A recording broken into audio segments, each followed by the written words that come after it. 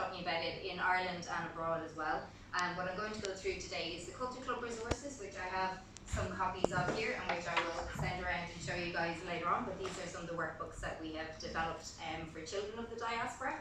I'll also be talking to you about Céad Míle Fáilte, which is our initiative that Margot mentioned about helping new Irish communities integrate into the community through the use of the Irish language and introducing them to our culture that way. And then finally about mother tongues, about promoting multilingualism in Ireland. So Ismisha Stroher Culture Club, I've been working with Conor na Gaeilge since 2007.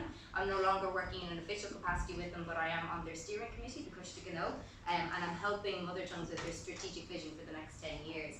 So as you can see from all my place names, maybe some of you will at least be able to follow that, but I am a Dub. I've conceded I am a Dub. I have my house there, I was born there, but my family are originally from Mayo, and I would have grown up going to school in Galway and in Belfast as well before there were any Gael Scoilna. And at the time that we moved to Galway, I was kind of sent to a Gael school by accident. It was a good school, the educational ethos was good, and I was sent there because we knew people that had gone and had enjoyed it. And I don't know, no more than, I think we were talking earlier about where would your life have ended up if you hadn't been introduced to the Irish language. God only knows.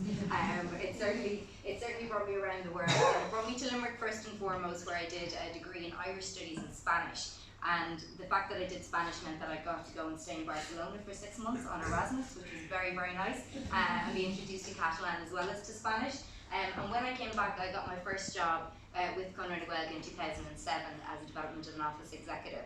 And it was interesting, they very kindly gave me a career break in 2014, 2015 to go, as Margot mentioned, to teach Irish in Montana, in the wild west of America, on a Fulbright scholarship, which absolutely, talk about opening up your eyes to the whole world. And when I came back, I think I had more of an international idea of what the requirements are for language learners abroad, because they are different. We're surrounded in Ireland, we take it for granted that we can talk to somebody in Irish and that there are teachers and that there are resources nearby. When I went to America, I realised that even people sometimes that were learning Irish in Alaska, they had themselves. And trying to plug into what we were talking about earlier about those networks, these new virtual networks that Wilson mentioned, how could I help that? How could we facilitate that better through Conor na Gaeilge as well? So I'll explain what all the other place names mean later on, but that is actually where I have travelled with Irish. Now it doesn't look a whole lot when you put it up on a map like that, because the world is pretty big, but I have been, in the last 2 to 3 years, I have been to Montana and about 25 states in America. I have been to Abu Dhabi and Dubai, I've been to Vancouver, I've been all across Australia and even as far as Wellington, New Zealand. I've also been to Hong Kong. That's where it started in 2016, where the consulate actually brought us over. What they had identified was a need from the parents. They wanted their children to have a connection with the Irish language and culture while they were living in Hong Kong. And I think Hong Kong is possibly a bit like London in the sense that people don't always stay forever. They sometimes come and plan to stay for 3, 5, 10 years. That sometimes turns into 40 or 50, but generally speaking, some of the parents in Hong Kong wanted to return to Ireland. They didn't want their children to be disconnected. They wanted to bring them back into the Irish education system, and that was why they originally brought us out and identified that need for language resources for the children. And so therefore, these were the training workshops that we organised in the last 2 years as part of the pilot scheme. So as well as doing the actual activity books for children, I went around the world, a very nice job, to get to go around the world, and I was able to train the trainers, if you like. So there was no point in me going around teaching Irish to children because they would have gotten 1 class a year. What good is that? What we did was we went within the communities and we wanted to talk to them about how they could facilitate the language in their own communities. And something that Wilson mentioned about how we're actually very lucky within the diaspora because people have a lot more Irish than they realise from school. They tell me, oh God, no, I don't have any Irish. Bring them down to Club Conor na Gaeilge, get a few pints in, and they are streaming Australia. Like, what are you talking about? You do have Irish. But I think when you're in Ireland, there's this fear that you're going to make a mistake. Somebody's going to correct your Mo Camila. Oh my God, I can't be doing that. But when you go away to places like Spain or France or Germany or wherever it might be, there's that freedom. There's nobody there who's going to correct you. There's also that idea that the heart grows fonder the further away you go, the more you miss the things that you took for granted when you were there. And the language is very definitely a very unique identity marker for us because no other country has the Irish language. We're very similar in Scots Gaelic, but we don't have, it's not exactly the same. And so one of the things that I found when I was going abroad was that people had this urge, particularly when they had their first child, that they wanted to reconnect. They wanted their children to have that experience that they had and that connection with their home language and with their home country as well. So it doesn't matter where in the world I went, all of those places, there were the same sort of challenges that you have people with various different levels. Some people had cúpla focal, some people were fluent Irish speakers, some children are being raised through Irish here in London as well, and indeed all around the world. In Perth, they told me that they had 75 children turn up to one of their Irish language classes at one point. And God love them, they were doing it on a voluntary basis and did not have pre-registration, so they were not expecting that. But it doesn't matter where in the world you go, we are lucky because there are Irish people and there are Irish speakers, and there are now a lot more resources as well, be a culture club or a lot of Duolingo, whatever it is that you might use, that you can actually use and facilitate. And then you also have people who have skills with music, skills with dancing, skills with sport, that they can maybe run a workshop as Gaeilge for the children and teach them some of the picking the football and counting up to 10 in Irish, whatever it might be. So it's the I'm Culture Club, not Harry Public or not Shunta and Gaeilge Cohu, Tree Ainulach Erin in Yartul and Masnagay Harsalia. So that idea of cultivating a stronger sense of identity, of Irish identity, through the language and culture. And as I said, what we have in total is now 6 activity books, and more so that because of our initial consultation in Hong Kong in 2016, that's why we've gone for that age group between 6 to 16-year-olds. As it happens, I know that from my travels and from doing the training workshops, actually we need to also look at resources for parents from that 0 to 6. How do you get in there? How do you make sure? Because sometimes, and I'm sure James would agree with me on this, that you get that impetus, you have all that energy. By the time the child is 6, you're worn out. You've had many sleepless nights. You know, you might not be as motivated. So therefore, it's important that we look at other ways as well that we can help the parents, because there's no point giving an activity book to a 1-year-old, but we could potentially give help and assistance to some of the parents instead. There are also 24 themes of Irishness. And the idea is that there's everything from St. Bridget and calligraphy to Ushina Dear Nanog and I'm trying to translate on the spot here, trying to work through it. Rinka Gaelic, the Irish dance, and also everything from the likes of Kay McNulty. Obviously, she's one of the first people involved in the first computer as we know it in ENIAC, and she actually came from the Gaeltacht and the Irish-speaking area of Donegal. And when she first moved to America with her family, that she didn't speak English. That doesn't like me, so I'm going to move back over to this side. We also have a database of resources to help along as well. We have bilingual. All this, by the way, is free to download online. So even though I'm not officially in any capacity mentoring or supporting the program from Cunninweg anymore, all of this is still free to download. And Kay Stratford very kindly gave us her bilingual doodles and pop-up stuff that people could use in public spaces as well. So. And you may recognise some familiar faces in that as well. We have our mentoring program, and I'm not just saying this because I'm in London, but I genuinely, when I've been going around the world, and indeed we have a Facebook forum for the people who had participated in the training workshops to date, I use London as a great example of how to structure Culture Club or whatever it is that you have activities for children of the diaspora. And part of that is because with the local Cunninweg Gaeilge branch here in London, that in starting with the group Esprit, they were accessing that 0 to 6 age group straight away with music and games and songs. And it didn't matter how much Irish the parents had, they could still come along and do clap handies as Gaeilge, you know, they could get involved, which is brilliant. And they've now developed that into kind of a more comprehensive Gaelscoil Happen kind of a program where they have the group Esprit for the younger children, they then have Culture Club for the older kids, and at the same time there might be a cup on tea and a Kirkle Cora going on for the parents, or a workshop on practical ways that they can use Irish in the home. So it's huge. For me, it's definitely something that I refer people back to, whether it's in Vancouver or Dubai or wherever it might be.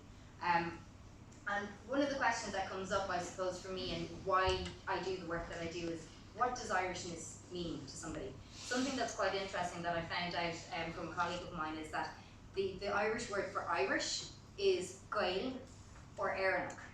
And apparently that comes from a time when the Normans were in Ireland, and you know that saying of Nis Gaelí na Gaelí Hain, that when the Normans came, that they learned the language, they learned the customs, they married into the families, and they became they would be Éireannach, they would be Irish in that sense, as opposed to maybe the Shanna Gael or the old Irish that had been there before. So that Éireannach is a potentially more inclusive word, but it's something that I'm still working out, but I just think it is interesting what it means to people, whether it's to do with stories or sport or it's the background of the bird, the spidogie in the Boeing day in the back garden, whatever it might be.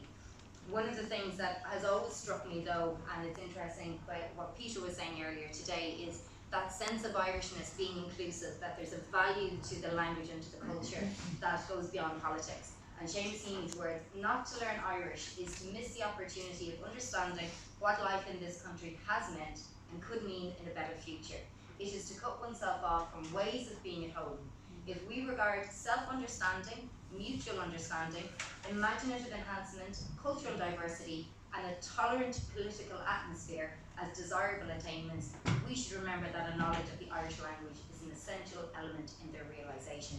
And there is, and Wilson might be able to correct me on this, but I believe that there is international research that indicates that children who are taught through an immersive model in their native language are more tolerant and less racist. So it's not specific just to Irish, but generally speaking, it makes sense, as you were saying earlier, that you're more open to, it's not black and white. They're not just the right and the wrong way to say things, that something can be Gurrum, or a fool, or blue, or whatever other language that it is that you're speaking. And that opens up the perspective of the mind as well.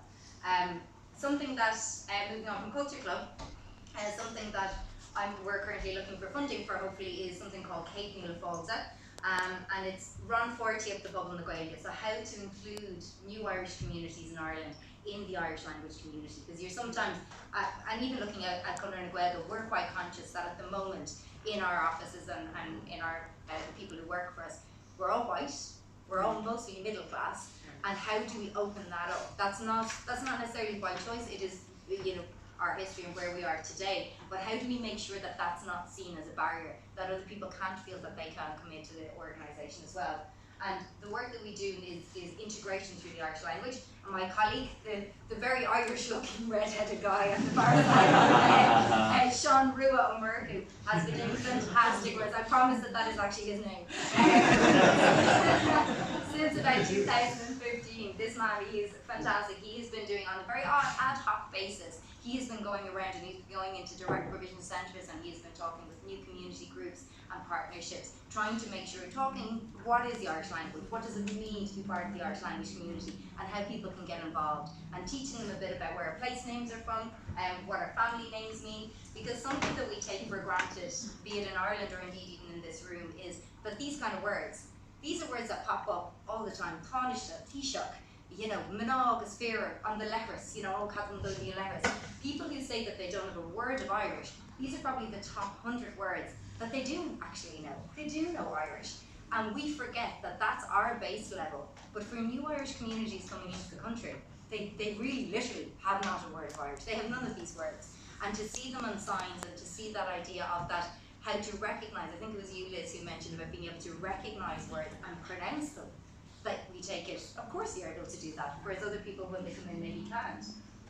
So when we were recently out in the Direct Provision Centre in Wee Murray out in Mosney, and it's an interesting place. There are huge debates going on at the moment about the direct provision in Ireland in general, and while there were individual spaces for people, the food that we were served was very nice, you had to sign in and out this massive gate, and it kind of felt like you were almost going into a jail or something. You were also quite far away from the actual local community. So there was a distance where I drove in, and I was thinking, God, if there wasn't a bus or if there wasn't a way to get here, it's a bit of a walk away to go into the unknown and not knowing maybe where the local village is or who the local shopkeepers are. And I thought it was interesting because when we spoke to them, when we taught Irish to this particular group of people, they were from Pakistan, they're from Libya, they're from Mongolia, they're from Syria. They were all united in their interest in the Irish language. They genuinely, there was one guy, and I think he was single, and I think he was asking me for the chat line of how to ask if somebody else was single. That's great again. So he was getting straight in there. He got that this is the community to get into. So it was actually fantastic. But we go in and we would talk to them about the place names and how, yes, it's gobbledygook in English, but we promise it means something in Irish. These are what our surnames mean as well. And also the chance that Gael Scolia or the Gael Scoilna are a fantastic opportunity for new Irish communities and their children, because they already have potentially 2 or 3 languages at home. And if they come into a Gael school, where most of the children, like myself, are coming from English-speaking families, everybody's on a level playing field. Everybody is learning Irish for the first time, and it's a great opportunity for them to make it their own. We have the situation in Ireland at the moment where Polish children are fantastic at Irish, and it kind of gets you to shed that emotional baggage and, oh, Irish is so hard, it's really difficult, that's why we're really crap at it. No, it's not. There are a lot of other reasons, but it's not because it's any more difficult or any more easy than any other language. And Polish, from my Polish friends, is particularly difficult, that being said. So, and we do try and talk to them about also some of the language similarities, be it from Romanian, be it from Basque, be it from Swedish, all around the world, that there are so many similarities that Kanu and Kana, in Welsh obviously as well, but also Lauer and many other different bits and pieces. This is from our Culture Club workbook. But also one of the things we talk to them about is positive language role models for people. So this is Ola Maduami. I apologise, I'm sure I'm saying her surname slightly wrong, but she is fantastic. She's working with Radio Nalitha. She has done work on We Are Irish and has done a video on what it means to be Irish and what it means to maybe not look Irish, and how that has affected her as somebody who comes from a Nigerian background but is a fluent Irish speaker and presents on Radio Nalitha, for example. We also have Zanabe Bolande. This is Victor Baida, and he is from Russia, from Moscow originally, and he is now one of our official language planners in Ireland, because he learned Irish, and he learned it so well that he is now coming in and advising on language strategy. So it just shows, we were talking earlier about where if you can go to Czechoslovakia or Prague, or you can go wherever it might be, that you will find Irish speakers, and in Russia you will find a whole program of literary events all run through Irish because of their links back to the University of Maynooth as well, and the Irish language program there. And then Tora is a fantastic dancer as well, who infectious enthusiasm. But anyway, finally I'm going to finish up because I'm quite conscious that in terms of time, I'm sure I've gone over. But I'm currently working with an organisation called Mother Tongues that have registered now as a branch of Conradh Gaeilge, Craig Hamilton. And one of the really important things I think that they do is that they support heritage languages. So it doesn't matter if you're Italian or you're Romanian or you're Polish, if one of your parents is speaking a language to you in the home, which obviously is the way to go, they want to help support that by offering play groups in different languages so that you can connect with your community. They also have different schools programs where again they bring people into the schools and they empower the young people to become the teachers. So the young people in the classroom actually start talking and start teaching their own heritage language to their family and to their friends in the classroom as well. And the importance of that for the Irish language is that it normalises it. It's seeing Irish in a global context, not as we were talking earlier about just as a school subject that's used in one place, but it's actually the language of the home and of different other registers as well. They also have a fantastic program, as I said, the Language Explorers. They've also translated that to Irish for Wales as well, even though they're Italian, and I'm the only Irish speaker on the committee, hence why I'm the secretary, but they're doing fantastic work. So finally, just to finish, I'm sure I have a million other things I could say, but I will no longer bore you.